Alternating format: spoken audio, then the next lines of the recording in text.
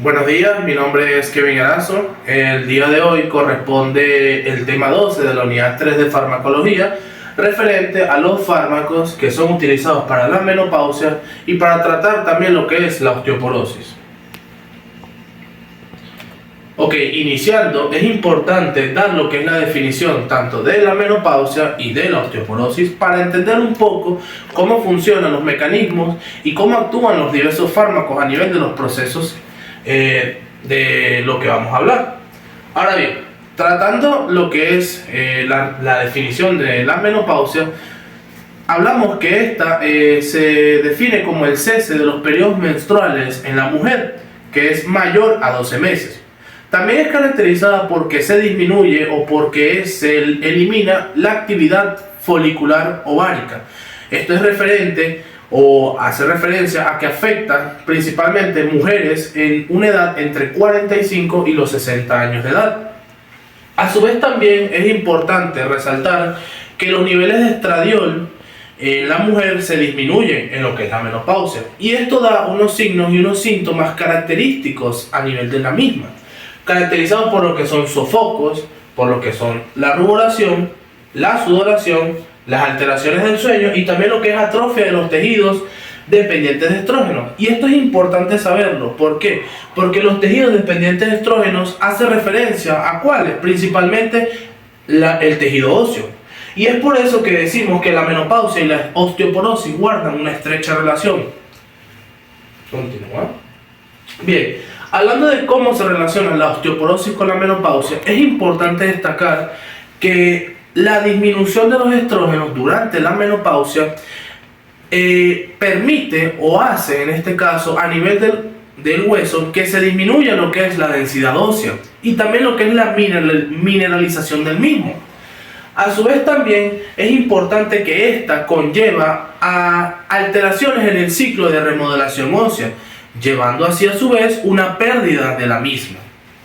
También en este caso, el aumento de la resorción ósea. La resorción ósea lo definimos como la eliminación del hueso dañado para reparar nuevo hueso. ¿Okay? Básicamente resorción es eliminación. ¿Okay? Entonces, la resorción es aumentada debido a que se disminuyen los niveles de estrógenos, llevando en este caso a pérdida ósea. Todos estos procedimientos llevan a una pérdida ósea. También en este caso tenemos lo que es la disminución de la formación ósea. La formación ósea se define en este caso como la nueva construcción del hueso o nuevo tejido óseo formado. En este caso, durante esta se disminuye, ¿verdad? En la menopausia se disminuye lo que es la formación ósea. ¿Por qué? Porque el estrógeno está disminuido, por ende no hay nueva formación de hueso, llevando a lo que es la disminución del tejido óseo. Ok, ahora hablamos lo que cuáles son los riesgos de osteoporosis postmenopáusica. En este caso son 4 principalmente. En este caso hablamos de las fracturas. Bien, las fracturas en este caso en la osteoporosis postmenopáusica muy característicos son fracturas de muñeca, fracturas de columna vertebral y fracturas también de lo que es la cadera. También el dolor. El dolor es producido en este caso por las mismas fracturas que se generan, siendo un dolor de alta intensidad y que persiste. También lo que es la pérdida de la estatura. En la osteoporosis postmenopáusica se genera una pérdida de estatura debido, como ya les he dicho, hay una atrofia a nivel de la columna vertebral, por lo cual se pierde la estatura. También lo que es la postura encorvada, ¿ok? Que es característico de los pacientes ya un poco mayores de edad. Bueno, hablando ahora de lo que es el remodelado óseo, es importante destacar que los huesos están sujetos a cambios para lo que es la degradación del mismo de tejido óseo que ya no sea funcionante o que directamente en este caso esté un poco dañado, para formar nuevo tejido óseo. Básicamente la remodelación ósea se basa en lo que es el degradamiento y lo que es la nueva formación del tejido. En este caso es importante resaltar que se forma nuevo tejido óseo o se da el remodelado óseo para aumentar la fuerza con la cual van a ejercer o van a soportar en este caso lo que es los huesos. A su vez es importante destacar que el remodelado óseo se divide en 4 partes o 4 fases, que son la activación, la resorción, la inversión y lo que es la formación. Cada fase en este caso estrechamente relacionada, que se dan de manera sucesiva para llevar a lo que es el nuevo tejido óseo. Si hablamos de lo que es la activación, básicamente hablamos del reclutamiento de los preosteoclastos desde lo que es la sangre hacia lo que es el tejido óseo. En este caso, estos preosteoclastos se reclutan y una vez llegado a lo que es la matriz celular ósea, se adhieren a través de lo que son integrinas, ¿ok? Y a través de lo que son péptidos, que están en este caso en la membrana celular de la misma. Péptidos como cuáles, como la glicina, como la aspargina. Bien, en este caso, una vez que los preosteoclastos fueron reclutados, van a formar una fusión o se van a fusionar entre sí para formar lo que es la zona anular de sellado, que es importante destacar que es donde se va a dar lo que es la resorción. ¿Por qué? Porque en la zona anular de sellado los osteoclastos van a empezar a segregar, en este caso, hidrogeniones, ¿ok? A través de bombas de ATPasa, y también en este caso van a aperturar canales de cloruro para llevar a lo que es la desmineralización del hueso y posteriormente a lo que es su degradación. También tenemos lo que es la inversión. Acá es donde se empieza la nueva formación del tejido óseo. Y lo vamos a destacar, ¿por qué? Porque actúan factores como el factor de crecimiento beta, también lo que es el factor de tipo 1, análogo a la insulina, y también lo que es la proteína morfogénica del hueso. Luego tenemos lo que es el proceso de formación. Acá es donde se forma nueva matriz celular ósea. Y es importante destacar algo, que cuando se da la formación del nuevo tejido óseo no va a estar directamente mineralizado. ¿Por qué? Porque tiene que pasar o concurrir un tiempo, en este caso de 4 a 6 meses, para que obtenga todos sus minerales y sea un tejido óseo suficientemente resistente a las tensiones que pueden ser provocadas por las personas. Ok, continuando, vamos a tener lo que es osteopenia y osteoporosis. Osteopenia y osteoporosis.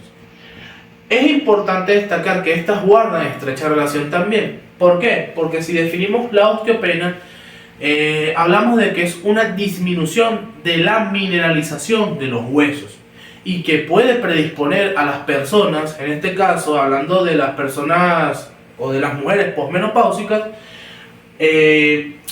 promoviendo lo que es la osteoporosis. Pero es importante destacar algo, y que es que la osteopenia no directamente va a generar osteoporosis.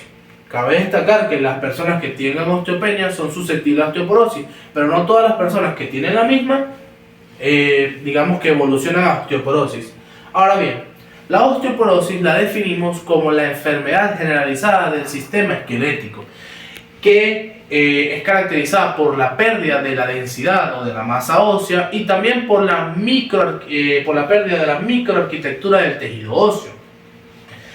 Esta se caracteriza, o digamos que sí, se caracteriza por una combinación entre una masa ósea pica baja, también un aumento de la resorción ósea y también una alteración de la formación del hueso. Bien, hablando de lo que son los fármacos que se utilizan para el tratamiento de la osteoporosis, tenemos dos grupos grandes, ¿okay? Que son los análogos de la vitamina D, donde abarcamos a lo que es el colecalciferol, y lo que son los bifosfonatos, donde tenemos a lo que es el alendronato, el ivandronato, el risedronato, el ácido zoledrónico y también lo que es el pamidronato sódico. También es importante destacar que en estos fármacos, para lo que es el tratamiento de la osteoporosis, se incluye también lo que es el calcio. Bien, continuando con el colecalciferol, que es un análogo de la vitamina D, tenemos que sus indicaciones van a ser para el tratamiento de la osteoporosis, en este caso teniendo una farmacodinamia, aumentando lo que es la reabsorción de calcio a nivel intestinal, la reabsorción del calcio a nivel de lo que es el riñón, y disminuyendo lo que es los niveles de la hormona paratiroidea. También es importante destacar que estos, en este caso el análogo de la vitamina D, como lo es el colecalciferol, ayuda a lo que es regulando la diferenciación de las células óseas. ¿Ya? Ok, continuando con lo que es su farmacocinética, es importante destacar que el colecalciferol va a tener una vía de administración oral, a su vez que su absorción va a ser a nivel del intestino delgado. Continúa, por favor. Ok, su distribución va a ser con una unión a proteínas plasmáticas, en este caso del 90%. Específicamente, el colecalciferol no se une a lo que es la albúmina, ¿ok? Se une a lo que es la proteína de unión a vitamina D. En su metabolismo vamos a tener que tiene un metabolismo de paso 1 y paso 2 generando metabolitos activos, y su excreción a su vez va a ser principalmente por la bilis a través de las heces en un 60-70% y vía renal en un 10 a un 20%. En sus precauciones es importante destacar que tendremos precauciones en pacientes con insuficiencia renal grave. ¿Por qué? Porque debemos tener que si tenemos pacientes con insuficiencia renal grave deben usarse otras formas de vitamina D. También en enfermedades cardiovasculares, en sarcoidosis y en pacientes con tendencia a lo que es la formación de cálculos. También en sus precauciones tendremos riesgo de fracturas si se administra en altas concentraciones. También un riesgo de hipercalciuria o signos de insuficiencia renal. En este caso hay que reducir la dosis del mismo. Y es importante destacar que los comprimidos no deben administrarse en niños menores de 12 años. Se administra en este caso entre los 12 y los 18 años, pero bajo supervisión médica. Soy Mari Helvis y dando continuidad a lo que es el fármaco colecalciferol, hablamos sobre lo que es las contraindicaciones. Primordialmente tenemos hipersensibilidad al fármaco y a sus excipientes, así como también vamos a encontrar hipercalcemia, la cual es una hipercalcemia crónica, o hipercalciuria, así como también cálculos renales. Está contraindicado en lo que son pacientes con hipervitaminosis D, hiperfosfatemia y así como también en pacientes con insuficiencia renal grave. En cuanto a sus interacciones medicamentosas, el efecto se va a ver reducido con glucocorticoides. Va a tener riesgo de toxicidad digitálica, es decir, arritmias por el consumo de digitálicos. En cuanto a la absorción, se va a ver disminuida por lo que es las colesteraminas, aceites minerales, corticosteroides, hidrocloruro de colestipol y orlistat. En cuanto a la metabolización, se va a ver acelerada por lo que son antiepilépticos y barbitúricos. Tenemos también lo que es riesgo de hipercalcemia con la administración de dosis elevadas de preparados de calcios. Por último, lo que es inhibición a nivel renal, por lo que vienen siendo acitromicina y antifúngicos y midazólicos. En cuanto a sus efectos adversos, vamos a encontrar hipercalcemia, anorexia, vómitos y diarrea. En lactantes vamos a encontrar lo que son molestias gastrointestinales. Además de esto, vamos a encontrar lo que es fragilidad ósea y retraso en cuanto al crecimiento. Bien, en cuanto a su presentación, vamos a encontrar el colecalciferol tanto de 1000, 2000, 5000 unidades internacionales. Todas estas presentaciones por 30 tabletas recubiertas. Y vamos a encontrar una combinación que vendría siendo el citrato de calcio de 315 miligramos más colecalciferol de 800 unidades internacionales por 30 tabletas recubiertas. Bien, en cuanto a su posología, vamos a encontrar lo que es la prevención, en cuanto a la prevención de estadios de deficiencia de vitamina C y lo que es prevención y tratamiento de osteoporosis, tanto en adultos como adolescentes mayores de 12 años, se le va a administrar una dosis de 25.000 unidades internacionales una vez al mes. Ya cuando hablamos de niños de lo que viene siendo de 2 a 12 años, se va a administrar 25.000 unidades internacionales en cada 6 meses, y en niños de 0 a 1 año se va a administrar la misma cantidad, 25 unidades internacionales, pero cada 8 meses. Cuando hablamos ya del tratamiento de deficiencia de vitamina D, se debe ajustar la dosis en función a lo que vienen siendo los niveles séricos deseables. Cuando ya se habla de la etapa de gravedad de la enfermedad y lo que vendría siendo la respuesta del paciente al tratamiento, se debe administrar una dosis carga de 100.000 unidades internacionales o 2 dosis de 50.000 unidades internacionales en una semana. Luego de estas dosis carga se va a dejar una dosis de mantenimiento perdón, una dosis de mantenimiento que va a ser de 25.000 unidades internacionales al mes, y cabe destacar que esta se debe empezar la dosis de mantenimiento un mes después de haber administrado la dosis carga. Ok, ahora vamos con los fármacos bifosfanatos. En cuanto a su farmacodinámica, decimos que esto es una clase de medicamentos utilizados para lo que es principalmente prevenir y tratar enfermedades que causen lo que es el debilitamiento óseo, como es la osteoporosis. Bien, decimos que estos fármacos bifosfonatos, su farmacodinámica se va a caracterizar por tener la capacidad de inhibir lo que es la resorción ósea. Cabe destacar que estos fármacos van a tener gran afinidad por el tejido óseo y por ende, una vez que estos estén en la superficie ósea, van a ser ingeridos por los osteoclastos. Estando allí, ellos van a aumentar los niveles de formación ósea, disminuyendo lo que es la resorción ósea, o también conocido como descomposición ósea. Siguiente. Bien, iniciando sobre estos bifosfonatos, hablaremos sobre lo que es el alendronato, o también conocido como ácido alendrónico. En cuanto a sus indicaciones, va a estar indicado para la osteoporosis tanto posmenopáusica, para lo que viene siendo la osteoporosis en hombre, y la osteoporosis inducida por glucocorticoides. En cuanto a su farmacocinética, su vía de administración es oral.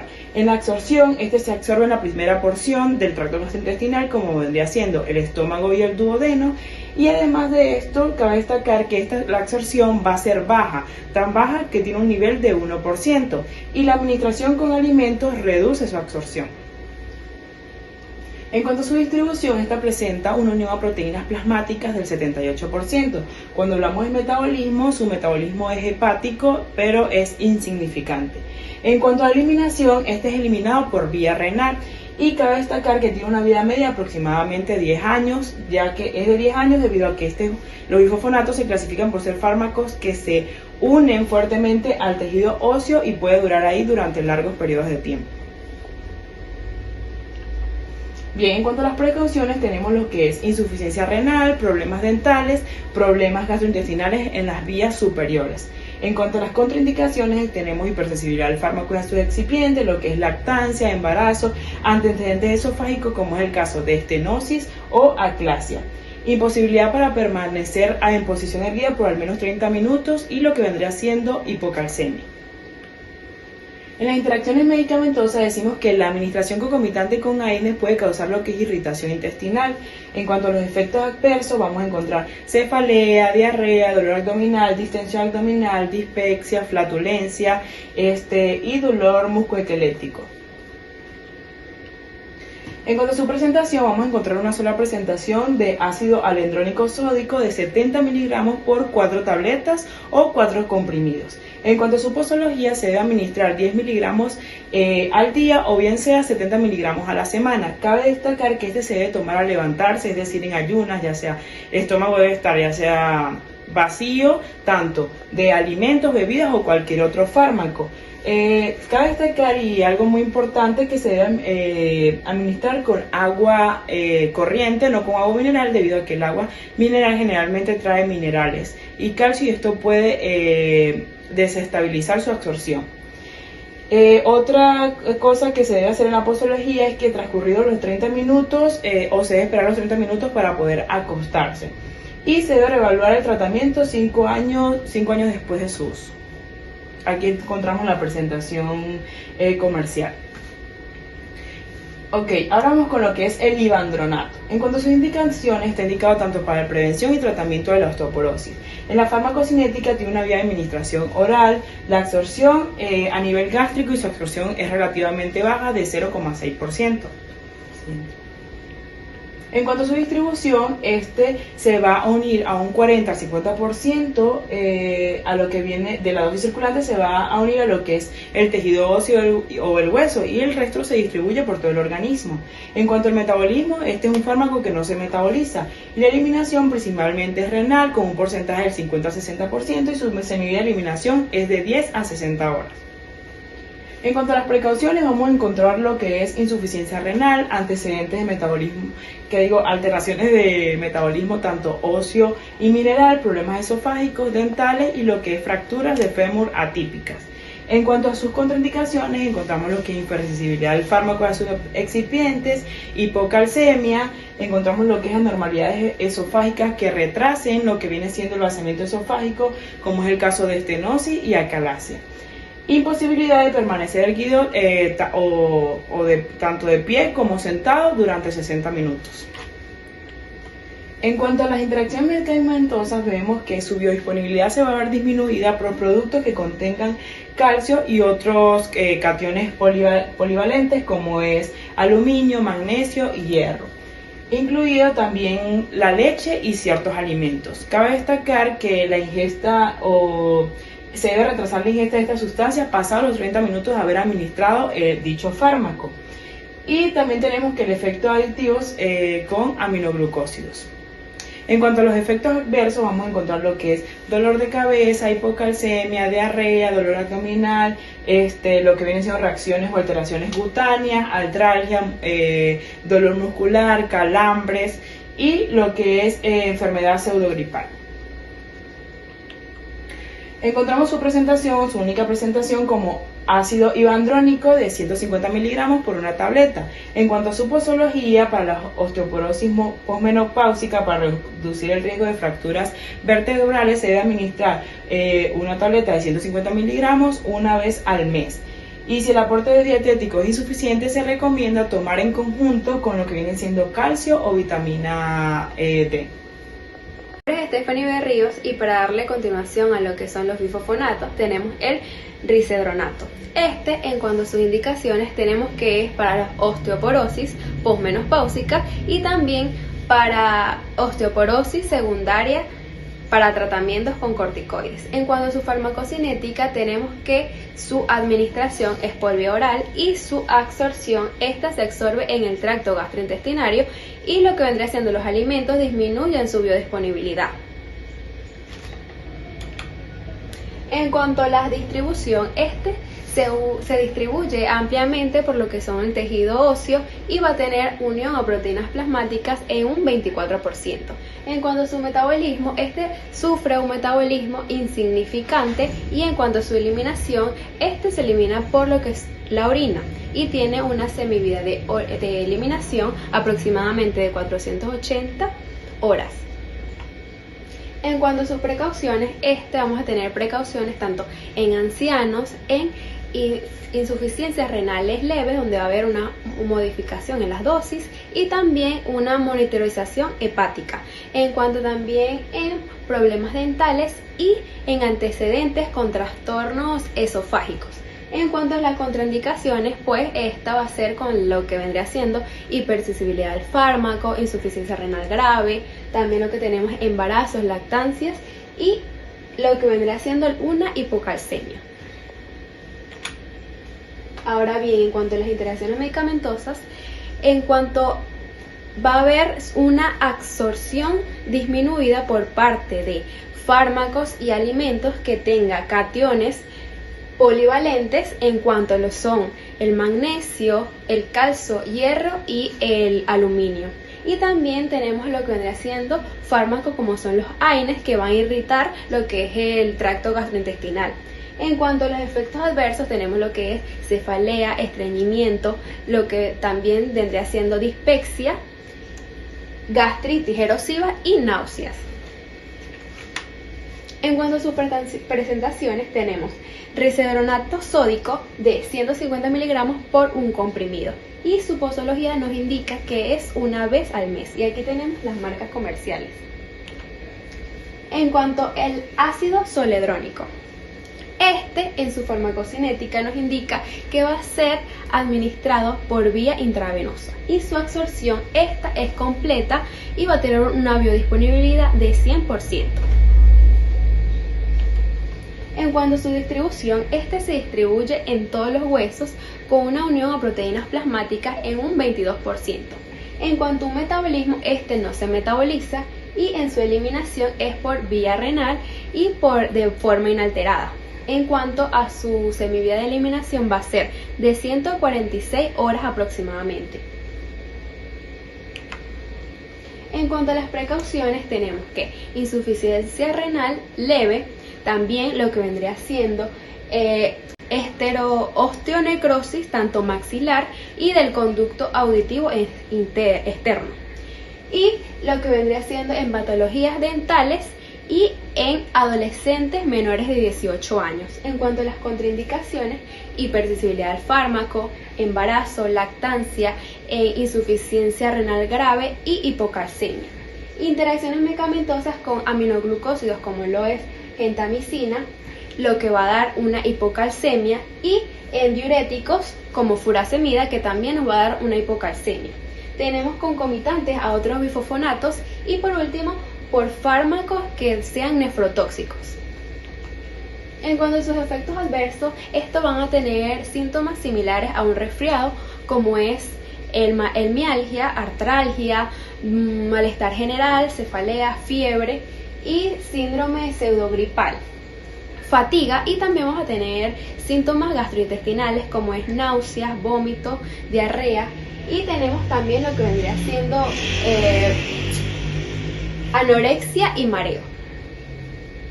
En cuanto a las presentaciones, tenemos ácido zoledrónico de 4 miligramos. Esta va a ser polvo liofilizado en un vial, y en su posología nos indica que es 4 miligramos. Esta es una dosis única y se recomienda que sea administrada aproximadamente en 15 minutos como mínimo, y en general tiene que ser por 30 minutos. Se debe diluir en 100 ml de solución salina isotónica, que es de 0 al 9%. Y también se debe tener en cuenta de que los pacientes deben estar hidratados antes de administrar este fármaco, y también se recomienda suplementos diarios tanto de calcio como de vitamina D. Ok, el calcio. En la osteoporosis, la pérdida de calcio hace que se debiliten los huesos y los pone más propensos a fracturas. Por ende, el suplemento de calcio ayuda a lo que es el mineral perdido y a mantener la integridad y la densidad ósea.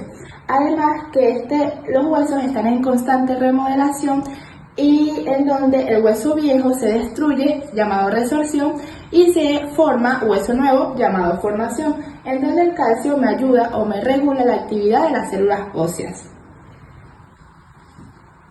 El calcio. Indicaciones. Está indicado para prevención y tratamiento de la deficiencia de calcio, además para la prevención y tratamiento de la osteoporosis como coadyuvante, y también para la hiperfosfatemia, en donde tenemos que su vía de administración es oral. En su absorción, la mayor parte del calcio se absorbe en el intestino delgado, principalmente en el duodeno y yeyuno proximal. En su distribución, el calcio se distribuye principalmente en un 99% en el tejido óseo, mientras en menos proporción, 1%, en los fluidos y tejidos corporales densos. También tenemos en el metabolismo, no se metaboliza tradicionalmente, sino que está en constante intercambio entre la sangre, el hueso y otros tejidos. Y en su eliminación se excreta en su mayoría, en un 75%, por las heces a través de su secreción biliar, en un 20% por la orina, y en menor proporción a través del sudor.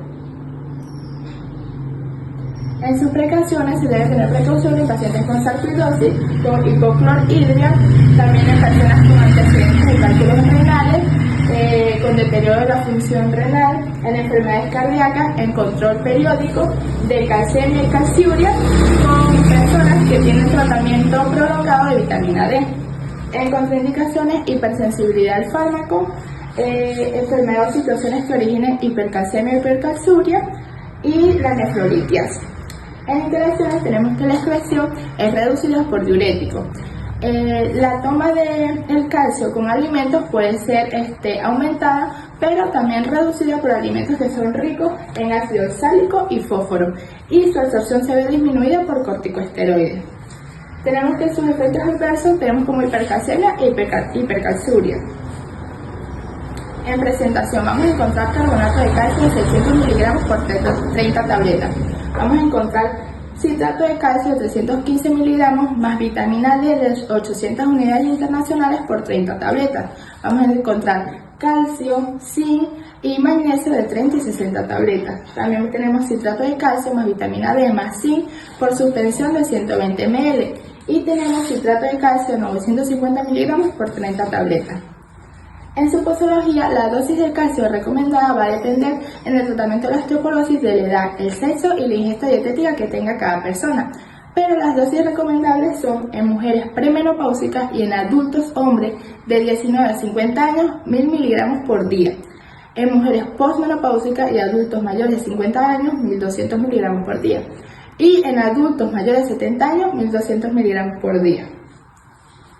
Las fuentes de calcio. Se recomienda principalmente que la persona pueda ingerir el calcio a través de la ingesta dietética y esto va a ser representado por comidas como lácteos, vegetales de hojas verdes, almendras y pescados con espinas.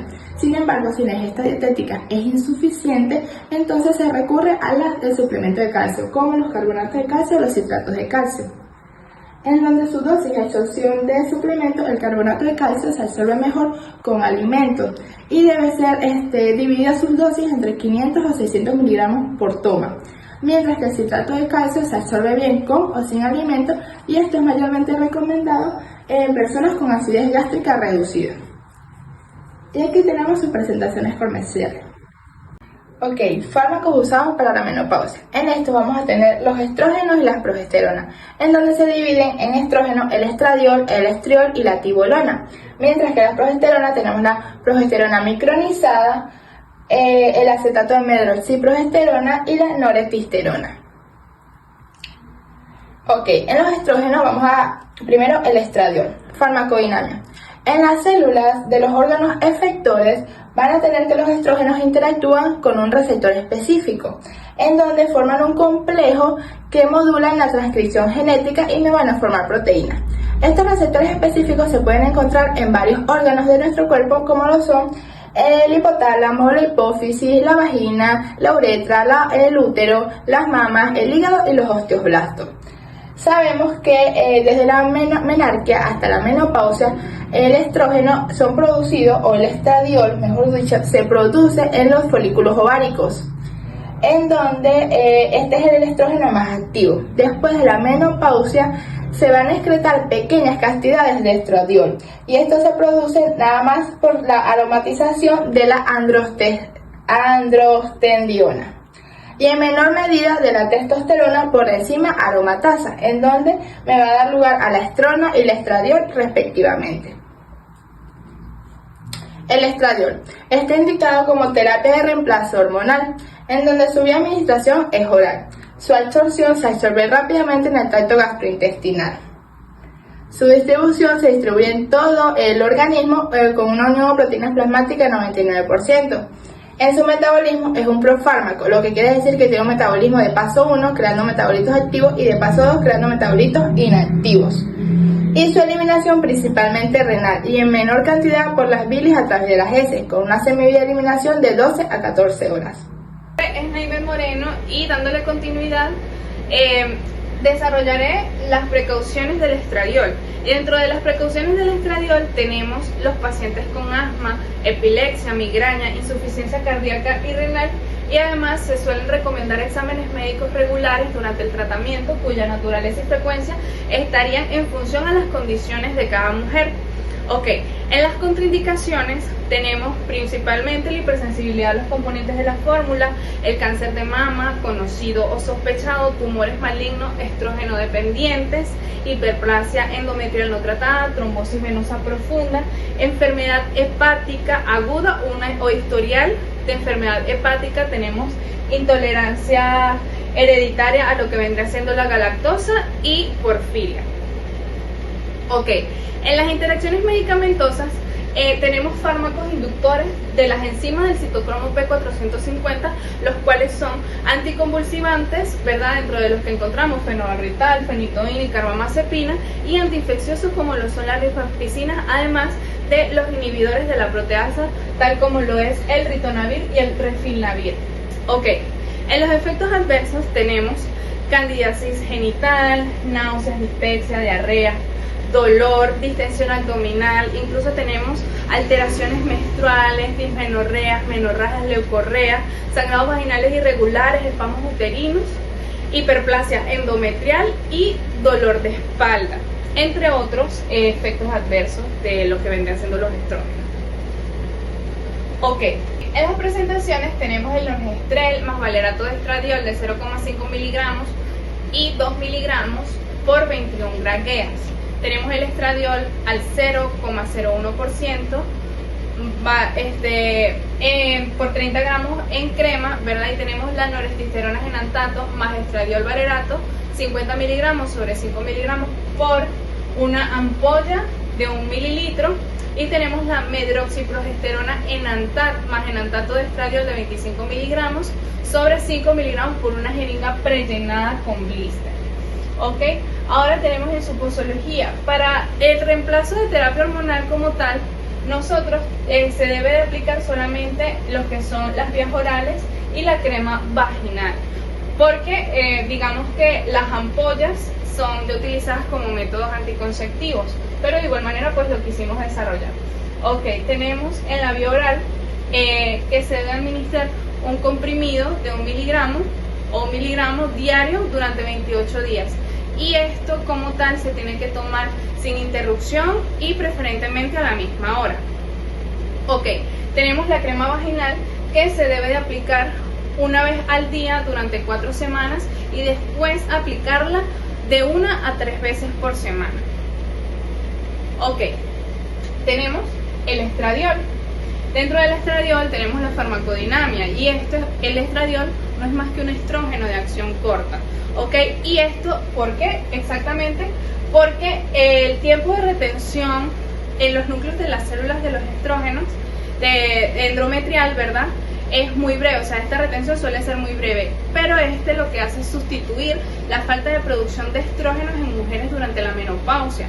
Además, lo que hace es que promueve la normalización del epitelio urogenital y lo que hace es ayudar a restaurar lo que es la microflora normal, el pH fisiológico, dando lugar a lo que es la prevención de infecciones del epitelio urogenital.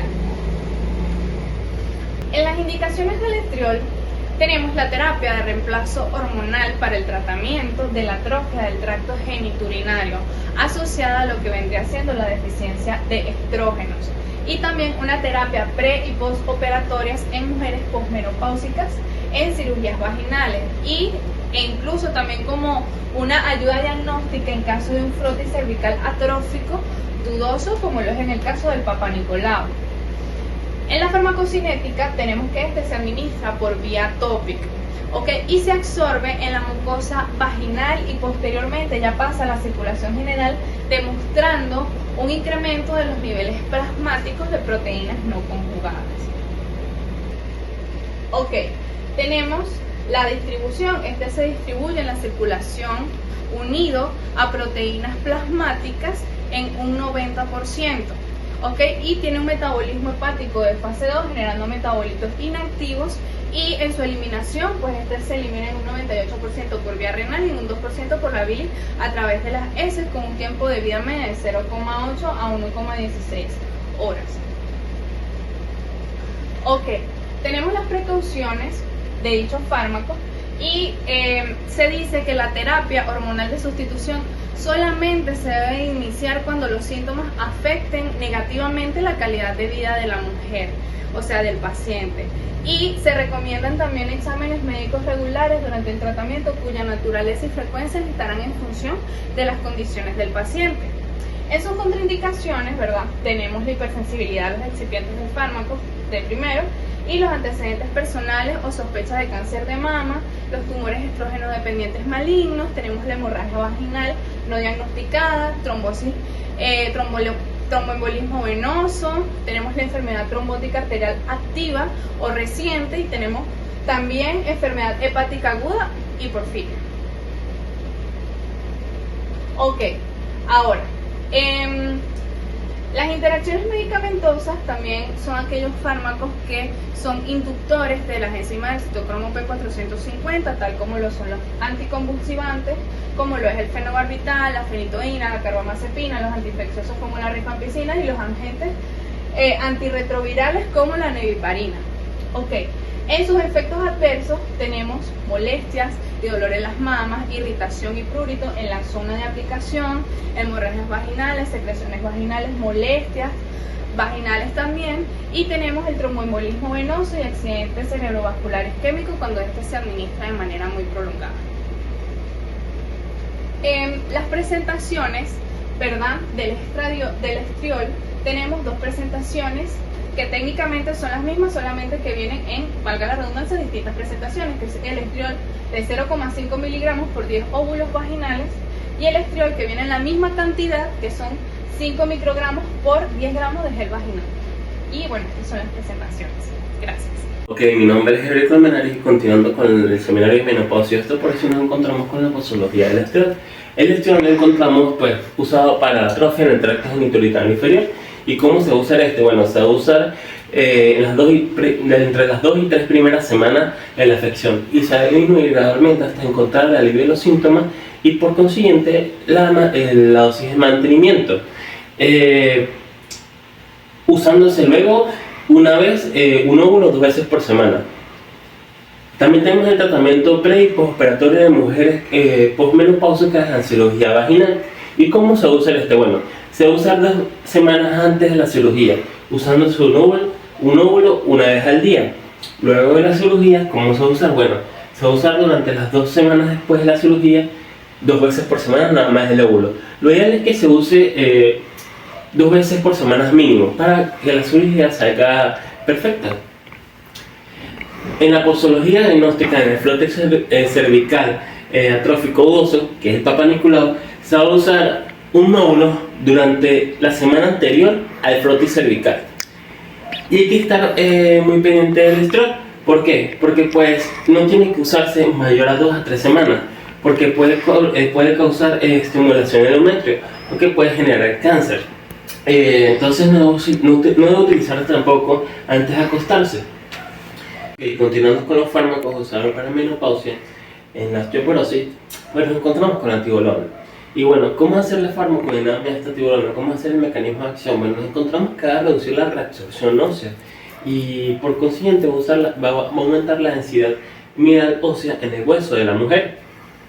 Tenemos las indicaciones, pues, que es la prevención de la osteoporosis posmenopáusica, como dije, aumentando la densidad ósea del hueso, y pues esto prevé las fracturas de la cadera y de la columna. Esto es lo que nos dicen mayormente las investigaciones.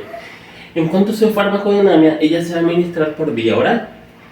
¿Cómo se va a absorber? Ella tiene una absorción amplia en el tracto gastrointestinal, con una disponibilidad aproximadamente entre el 60 y el 70%.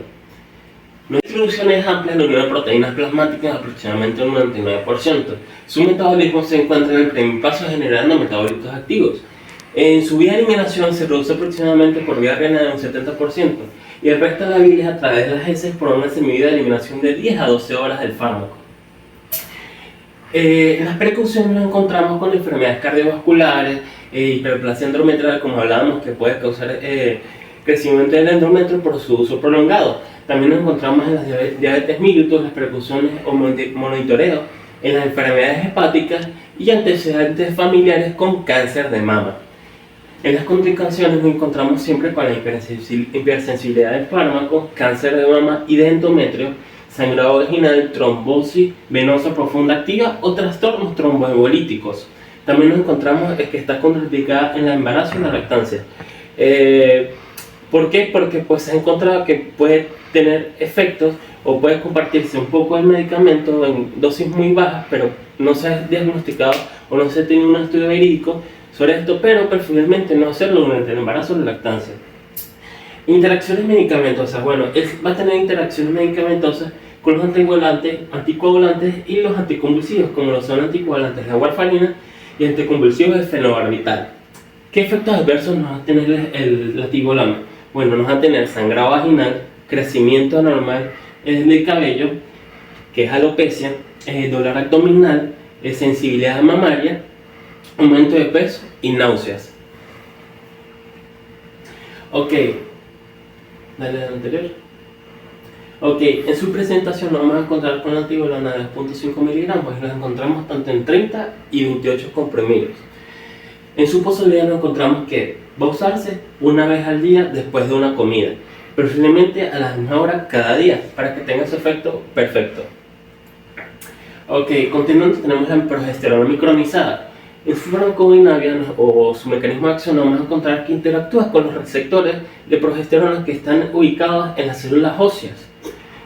¿Esto qué va a hacer? Va a influir en la activación de los osteoclastos y los osteoblastos. Recordamos que estos son células que van a actuar tanto en la reabsorción como en la formación de nuevo tejido óseo. Y se va a indicar en la osteoporosis posmenopáusica. Su farmacodinámica se va a administrar por vía oral.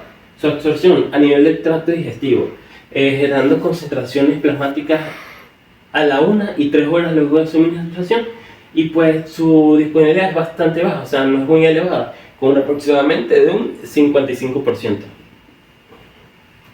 En su distribución pues se distribuye ampliamente en el organismo, con unión a proteínas plasmáticas entre un 96 y 99%. Ella va a generar metabolitos activos por el paso 1 del metabolismo hepático, y su eliminación va a ser principalmente por la vía renal y una pequeña eliminación por las heces. Continuando lo que es el acetato de medroxiprogesterona, nos encontramos que inhibe la actividad de los osteoclastos, que recordemos que esos son los que van a actuar en la reabsorción ósea, lo que va a disminuir la degradación ósea. En sus indicaciones nos encontramos que es la osteoporosis posmenopáusica. En su farmacodinámica, se administra por vía oral. En su absorción se absorbe rápidamente en el tracto gastrointestinal. En su distribución se unen unas proteínas plasmáticas del 90%. En su metabolismo, tanto paso 1 como paso 2 generando metabolitos inactivos. En su eliminación se elimina principalmente por vía renal, con una vía de eliminación entre las 2 y las 17 horas. En sus precauciones encontramos con hipertensión arterial, antecedentes de migraña, diabetes, antecedentes con depresión, puede provocar retención de líquidos, también puede agravar las situaciones como lo son las epilepsias y las migrañas. Y el asma. Hay que tener precaución en pacientes con insuficiencia hepática o renal leve o moderada. Puede generar alteraciones cardíacas. Hay que tener precaución con personas con antecedentes de infartos del miocardio o infartos cerebrales. Y hay que suspender el tratamiento si se presenta exoftalmia, diploteas, trastornos tromboembolíticos, y puede producir pérdida de la densidad mineral ósea. Eso es uno de los estudios que se están realizando todavía en el uso de este fármaco. Y puede tener irregularidades en el peso, por lo que puede aumentar el peso de la mujer y puede aumentar el riesgo de padecer cáncer. En sus contraindicaciones encontramos con la hipersensibilidad al fármaco, la tromboflebitis y fenómenos tromboembolíticos, la hipertensión arterial grave, la insuficiencia renal y hepática grave, hemorragia uterina normal, como son las menorragias y las menorragias. Lo encontramos también que debe contraindicarse cuando hay una hemorragia en el tracto urinario no diagnosticada, cuando hay un aborto diferido, embarazo o sospecha de evidencia de malignidad mamaria o de órganos hormodependientes. Interacciones médicas, entonces, puede ser aumentado, puede disminuir su eficacia por la aminoglutenimina y disminuir la eficacia de los hipoglucemiantes y los anticoagulantes como son la warfarina. Tenemos en sus efectos adversos que puede provocar vaginitis, nerviosismo, disminución del libido sexual, depresión, insomnio, cefalea, mareos, sofoco, dolor abdominal o malestar general, náuseas, erección cutánea. También nos encontramos con alopecia, que es la pérdida de cabello, acné, dolor de espalda, calambres musculares, irregulares en las etapas menstruales de la mujer. Puede provocar también dolor pélvico, dolor de las mamas, leucorrea, astenia, cambios de peso, edema e hinchazón, como lo hablamos en las precauciones. En su presentación nos encontramos con la medroxiprogesterona de 5 miligramos en 30 tabletas y medroxiprogesterona de 10 miligramos en 28 tabletas. En su posología nos vamos a encontrar que por vía oral las dosis comunes son entre 2.5 y 10 miligramos al día, generalmente durante los 10 y 14 días del ciclo del estrógeno, que encontramos en las presentaciones. Cabe resaltar que ella tiene una administración intramuscular, pero no es usada para el tratamiento de la osteoporosis posmenopáusica, sino para la anticoncepción. Mi nombre es Carly García y continuando con el fármaco acetato de medroxiprogesterona, tenemos la interacción medicamentosa. Y la eficacia se ve disminuida por el aminoglutetimida y el acetato de medroxiprogesterona disminuye la eficacia de los hipoglucemiantes y los anticonceptivos orales. Ok, en los efectos adversos tenemos muchos efectos adversos, pero entre ellos está la vaginitis, el nerviosismo, la depresión, el insomnio, náuseas, cefaleas, dolor en las mamas, dolor pélvico, también está la leucorrea y irregularidades en la menstruación, como también los cambios en el peso. La presentación, tenemos dos presentaciones que se va a conseguir en su forma farmacéutica de tabletas, la de 5 miligramos en 10 tabletas y 30 tabletas, la de 10 miligramos en 10 tabletas y 28 tabletas. Ok, en la posología tenemos que la dosis común oscila entre 2.5 y 10 miligramos al día. Generalmente estos se aplican durante los últimos 10 a 14 días del ciclo del estrógeno. Ahora hablando de la norethisterona, en su farmacodinamia nos dice que este sustituye la pérdida de la producción de estrógenos y está indicado para la terapia hormonal sustitutiva, por ejemplo en mujeres posmenopáusicas que presentan síntomas de deficiencia de estrógenos. Y esto ocurre generalmente transcurrido un año después de la última menstruación. Y también se indica en prevención de la osteoporosis en mujeres posmenopáusicas. En su farmacocinética tenemos que se administra vía intramuscular. Su absorción es bastante lenta, pero es completa completamente y genera una biodisponibilidad del 100%. En su distribución tenemos que se distribuye en el organismo y genera una unión a proteínas plasmáticas del 96%. El metabolismo es hepático y es de fase 1 y fase 2, generando así metabolitos inactivos y metabolitos activos. La eliminación es 40% por la vía renal y el 60% restante por la bilis a través de las heces. En su tiempo de vida media tenemos que tiene un tiempo de vida media aproximadamente de 4 a 5 días y de 15 a 20 días respectivamente. Ok, en las precauciones y contraindicaciones tenemos que en las precauciones como principal la terapia hormonal sustitutiva solo se debe iniciar cuando los síntomas de la posmenopausia afectan la calidad de vida de la mujer. Y por lo menos en fibromas uterinos o endometriosis, también en personas con diabetes mellitus con o sin afectación vascular, en los factores de riesgo por trastornos tromboembólicos, hipertensión, hepatopatías como adenoma hepático y en la difusión renal y cardíaca, ya que estos estrógenos pueden tender a la retención de líquidos. En la contraindicación tenemos como principal la hipersensibilidad a los principios activos, cáncer de mama, tumores malignos dependientes de estrógenos, la hemorragia vaginal no diagnosticada, la hiperplasia endometrial no tratada, la tromboembolia venosa, trastornos tromboembólicos también conocidos, hepatopatía aguda y en la porfiria. Ok, continuando con las interacciones medicamentosas, tenemos que la eficacia puede verse disminuida por la presencia de antiepilépticos y antiinfecciosos, como por ejemplo el ritonavir. En el ketoconazol, puede aumentar los niveles circulantes de los principios activos y puede haber un aumento de las concentraciones plasmáticas de la ciclosporina. En los efectos adversos tenemos que se van a presentar cefaleas, náuseas, mareos, estado de ánimo depresivos y también aumentos marcados de peso. También pueden presentarse, muy importante, reacciones de tipo alérgica cutáneas locales en el sitio de la inyección y otras reacciones de hipersensibilidad.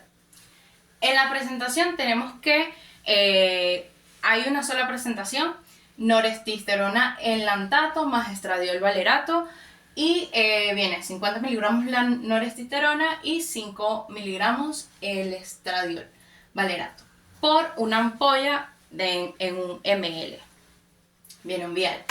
Y la posología es intramuscular profunda, se aplica en la región glútea lentamente cada 4 semanas. Como nota, bueno, coloqué que la dosis y la duración del tratamiento depende de los síntomas y sobre todo de la evaluación médica. Aquí está. Ok, ahora tenemos la importancia de los estrógenos en la osteoporosis. Estos estrógenos actúan en principio para disminuir la reabsorción ósea. En consecuencia, estos estrógenos son más efectivos para prevenir la pérdida ósea que para la restauración ósea. Sus efectos beneficiosos máximos obviamente requieren de su uso consecutivo. Y la pérdida de hueso se reanuda cuando el tratamiento se suspende. La dieta adecuada, pues de una buena ingesta de calcio, vitamina D y ejercicios con pesas, aumentan los efectos del tratamiento con los estrógenos. En las medidas de prevención para la osteoporosis posmenopáusica tenemos ejercicio, dieta, suplementos, medicamentos y la terapia de reemplazo hormonal. Esto ya como opción bajo evaluación médica. Muchas gracias por su atención.